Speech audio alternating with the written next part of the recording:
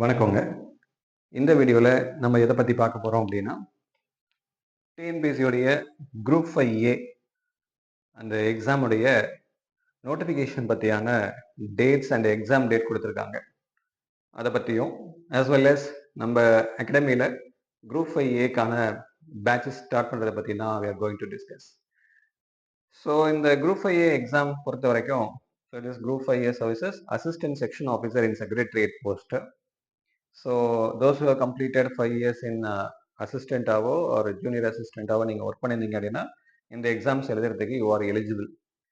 So அப்போ வந்து இந்த எக்ஸாம் வந்து லாஸ்ட் இயர் 2025 ஜனவரியில் நடந்தது அண்ட் 2024 நோட்டிஃபிகேஷன் கொடுத்து அண்ட் 2025 இந்த எக்ஸாம்ஸ் வந்து டிஎன்பிசி கண்டக்டட்.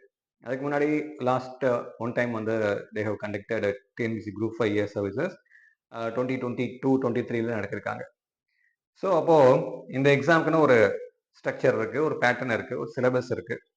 ஸோ அதனால இந்த எப்பயுமே இந்த ஆனுவல் பிளானர்ல கடந்த 2-3 தடவையா இந்த ஆனுவல் பிளானர்ல எது இருக்கு அப்படின்னா இந்த குரூப் 5 சர்வீசஸ்க்கான போஸ்டிங்ஸ் அப்படிங்கிறது செப்பரேட்டாக கொடுக்க ஆரம்பிச்சிட்டாங்க. ஸோ அப்படி இந்த அடிப்படையில் நம்மளுக்கு இந்த வருஷத்துக்கான குரூப் 5 நோட்டிஃபிகேஷன் எப்போ வருது அப்படின்னா October 7 வந்து குரூப் 5 சர்வீசஸ்க்கான நோட்டிஃபிகேஷன் வருது. ஸோ அந்த இதுக்கான எக்ஸாம் டேட் எப்பன்னு பார்த்தீங்கன்னா டிசம்பர். ஆக்சுவலாக பார்த்தோம்னா அப்போ இந்த வருஷத்துல 2 குரூப் 5 எக்ஸாம்ஸ் வருது. ஆக்சுவலாக ஜனவரியில் ஒன்று முடிஞ்சிருச்சு, டிசம்பர் 21 வருது. எதிர்பார்த்தது எப்போ அப்படின்னா அடுத்த வருஷம் 2026 தான் இருக்கும் அப்படின்னு எதிர்பார்த்தாங்க. பட் டிசம்பர் 2021 கொடுத்துருக்காங்க. ஆனுவல் பிளானர்ல சொன்ன மாதிரியே டேட்ஸ் வந்து இந்த இயர்லயே இருக்கும் அப்படின்னு தான் சொல்லியிருந்தாங்க. அந்த மாதிரி தான் டிசம்பர் 21 இந்த எக்ஸாம் டேட் வந்து கொடுத்துருக்காங்க. அப்போ சாலிடா பார்த்தோம்னா நோட்டிஃபிகேஷனுக்கு இன்னும் எவ்வளோ நாள் இருக்கு அப்படின்னா, ஸோ இன்னைக்கு மார்ச் வந்து 6-7 ஆகி போச்சு. ஸோ இன்னும் ஒரு கிட்டத்தட்ட இது ஒரு 3வது மாதம், இன்னும் ஒரு 6 மாதம் தான் இருக்கு. ஸோ அப்போ எப்பத்துலேருந்து படிக்கிறது அப்படின்னா, இப்பத்துலேருந்து படிக்கிறது தான், இப்போலேருந்து படிக்கிறது தான் it is correct. Last year candidates படித்தவர்களுக்கும் அவங்களுடைய இது என்ன அப்படின்னா, ரொம்ப ஸ்பீடாக படிக்க வேண்டிய சுச்சுவேஷன் நினச்சி நோட்டிஃபிகேஷனுக்கு வந்து எதிர்பார்த்து அவங்க வந்து வெயிட் பண்ணிட்டு இருந்தாங்க. பட் நோட்டிஃபிகேஷனும் சொன்ன டைமில் வந்துருச்சு, எக்ஸாமும் சொன்ன டைமில் கண்டக்ட் பண்ணிட்டாங்க. அதனால கொஞ்சம் அவசரமா அவங்க படிக்க வேண்டிய சுச்சுவேஷன் வந்துச்சு. போதுமான அளவுக்கு டைம் இல்லை. இப்போ நீங்கள் இந்த எக்ஸாம்ஸ்க்கு எலிஜிபிள் ஜூனியர் அசிஸ்டண்டாவோ அசிஸ்டண்டாவோ இருக்கீங்க. Suppose if you are eligible 5 years complete ஆயிடுச்சு அப்படின்னா நீங்க எழுத போறீங்க அப்படின்னா இப்பையிலேருந்து ஸ்டார்ட் பண்ணி படிக்கிறது பெட்டர். அப்போ அதுல 2 பகுதிகள் தான் இருக்கு. என்னென்ன பகுதிகள் அப்படின்னா 2 பேப்பர் ஆக்சுவலா, general Tamil and general English. General தமிழ்ல 100 மார்க் கொஸ்டின்ஸ் கேட்க போறாங்க. ஜென்ரல் இங்கிலீஷ்ல ஒரு 100 மார்க்ஸ்க்கு எக்ஸாம்ஸ் வந்து நடக்க போகுது. ஒரே நாள் தான் இந்த எக்ஸாம். மார்னிங் ஒரு பேப்பர், ஆஃப்டர்நூன் ஒரு பேப்பர் நடக்க போகுது. ஸோ இதுல பெரும்பாலும் டிட்டர்மைனிங் பேப்பர் அப்படிங்கிறது லாஸ்ட் டைம் 2025ல 2023 இந்த எக்ஸாம்ஸ் நடந்ததை வச்சு சொல்லும்போது பார்த்தோம் அப்படின்னா டிட்டர்மைனிங் ஃபேக்டர் எது அப்படின்னா இங்கிலீஷ் தான். தமிழ் வந்து எலிஜிபிலிட்டி பேப்பர். இது ரெண்டுமே வந்து ஆக்சுவலா பாத்தீங்க அப்படின்னா ஸ்கோரிங் பேப்பர் தான். மார்க் வந்து ரெண்டுத்தோடைய மார்க்குமே எடுத்துப்பாங்க. ஆனா தமிழ் எல்லாராலையுமே எழுத முடியுமா அப்படின்னா 100 பேர் எழுதுறாங்கன்னா அதுல 95 பேரால தமிழ்ல எளிமையா மார்க் எடுக்க முடியும். அட் த சேம் டைம் தமிழ் மீடியம்ல படிச்சவர்களுக்கு அது நல்ல ஒரு வாய்ப்பாகவும் இருக்கும். ஆனா இதுல டிட்டர்மைனிங் ஃபேக்டர் ஏன் சொல்றோம் அப்படின்னா அதுக்காக இங்கிலீஷ் தான் ஆங்கிலம் தான் அதிகப்படியான இம்பார்ட்டன்ஸ் கொடுக்குறாங்களா? அப்படி இல்லை. டிட்டர்மைனிங் ஃபேக்டர் ஏன் சொல்றோம் அப்படின்னா அதுல இருக்கக்கூடிய கிராமர், அதுல இருக்கக்கூடிய ப்ரிசிஸ் ரைட்டிங், அதுல இருக்கக்கூடிய காம்ப்ரிஹென்ஷன், தென் அதுல இருக்கக்கூடிய இட் இஸ் டிரான்ஸ்லேஷன் பார்ட், இதெல்லாம் தான் அது டிட்டர்மைனிங் ஃபேக்டர்னு சொல்றோம். ஸோ இங்கிலீஷ்க்கு அதிகப்படியான இம்பார்ட்டன்ஸ் கொடுக்குறாங்க நம்ம கொடுக்குறோம் அப்படிங்கிறத நம்ம சொல்லலை. What we are trying to say அப்படின்னா இந்த பகுதிகள் நம்ம தமிழ்ல எழுதும் போது நம்ம ஏற்கனவே தமிழ்ல நிறைய தேர்வுகள் எக்ஸாம்ஸ்லாம் எழுதியிருக்கோம். ஸ்கூல்லையும் சரி, காலேஜ்லையும் சரி, நீங்க தமிழ் லிட்ரேச்சரே எடுத்து படிச்சிருக்கலாம். குரூப் 2 ஏல சர்வீசஸ்லயே நீங்க வந்து தமிழ் ஆப்ஷன் போட்டிருக்கலாம். 4லயுமே தமிழ் ஆப்ஷன் போட்டு பாஸ் பண்ணிருக்கலாம். அப்படி இருக்கும்போது இங்கிலீஷ் பொறுத்த வரைக்கும் இந்த ஏரியாஸ் கொஞ்சம் கஷ்டமாக கருதுகிறார்கள் கேண்டிடேட்ஸ். அதனால தான் சொல்றேன் இங்கிலீஷ்க்கு அதிகப்படியான இம்பார்ட்டன்ஸ் கொடுக்கணும். At the same time English வந்து டிட்டர்மினிங் ஃபேக்டராக இருக்கிறது. லாஸ்ட் டைம் எழுதின கேண்டிடேட்ஸ்லையும் கேட்டு பாருங்க, நீங்களும் கொஸ்டின் படித்து பாருங்க. இங்கிலீஷ் தான் டிட்டர்மினிங் ஃபேக்டரா இருக்கும். அதனால இப்பத்துல இருந்தே நீங்க என்ன பண்ணலாம் அப்படின்னா இந்த ப்ரிப்பரேஷனை ஸ்டார்ட் பண்றது நல்லது. ஆல்ரெடி நம்ம ராம் ஐஏஎஸ் அகாடமியில நம்ம என்ன பண்ணிருக்கோம் அப்படின்னா இந்த குரூப் 5ஏக்கான சர்வீசஸ்க்கான நோட்டிபிகேஷனை பேஸ் பண்ணி நம்ம இந்த தேதியில தான் வரப்போகுது அப்படிங்கிறதுக்காக இயர்லியரா கிளாஸ் ஸ்டார்ட் பண்ணிட்டோம். இது நம்மளுடைய 5th பேட்ச் ஆக்சுவலா. ஸோ மார்ச் மந்தோடைய ஃபர்ஸ்ட் பேட்ச் வந்து we are going to start. So இது ஆக்சுவலா இப்போதைக்கு நம்ம கிளாஸஸ் போயிட்டு இருக்கிறது வீக்கெண்ட்ல சாட்டர்டே சண்டேல வரும்.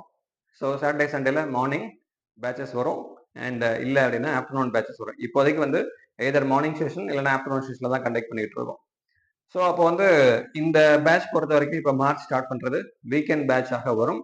ஆஃப்டர் ஜூனுக்கு அப்புறம், ஸோ ஜூனுடைய மிட் ஆஃப் ஜூன்ல இருந்து வீக் டே கிளாஸஸாக மாறும். வீக் டே கிளாஸஸாக மாறும்போது மண்டே டு ஃப்ரைடே ஈவினிங்ல கிளாஸஸ் வரும். ஈவினிங் 7:30க்கு அப்புறம் கிளாஸஸ் வரும். சர்வீஸ்ல இருக்கிறவங்கள அஃபெக்ட் பண்ணாத அளவுக்கு, வேலைக்கு போறவங்கள அஃபெக்ட் பண்ணாத அளவுக்கு தான் அந்த கிளாஸஸ் டைமிங் வந்து ஃபிக்ஸ் பண்ணியிருப்போம். அண்ட் டெஸ்ட் சீரியஸ் இதில் இருக்குமா அப்படின்னா எஸ், டெஸ்ட் சீரியஸ் வரும் இந்த பேட்சோடைய பகுதிகளில்.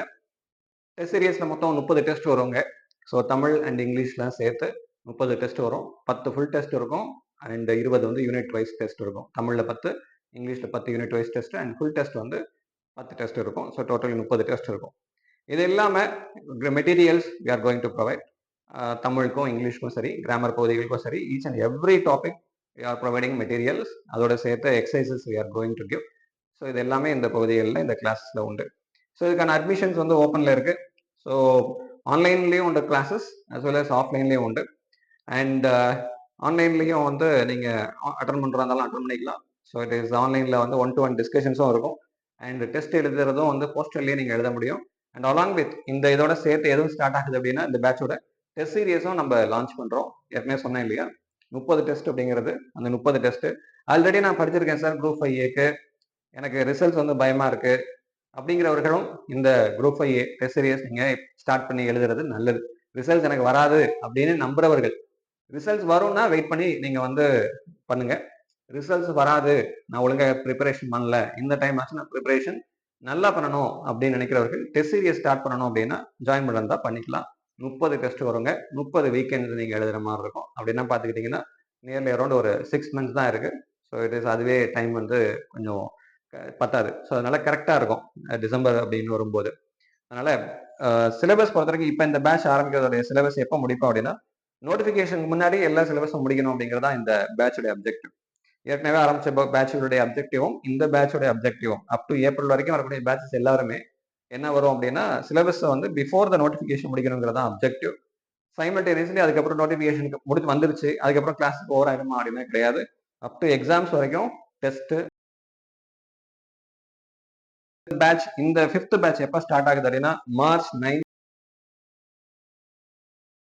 வந்து ஸ்டார்ட் ஆகுது. அண்ட் சண்டே வந்து ஜாயின் பண்ணிக்கோங்க. அண்ட் சார் இப்போ இந்த எக்ஸாம் ஆல்ரெடி அதை பத்தி டிஎன்பிஎஸ்சி எந்த விதமான அறிவிப்பும் கொடுக்கல. மோஸ்ட் ப்ராபபிலி ஏப்ரல் ஆர் மே அந்த சமயங்களில் வரலாம். மோஸ்ட்லி மேல கூட வரத்துக்கு வாய்ப்புகள் அதிகம். ஸோ அதனால அதுக்கு தகுந்த மாதிரி பார்த்துக்கோங்க. நோட்டிஃபிகேஷன் அக்டோபர் அப்படிங்கிறதுனால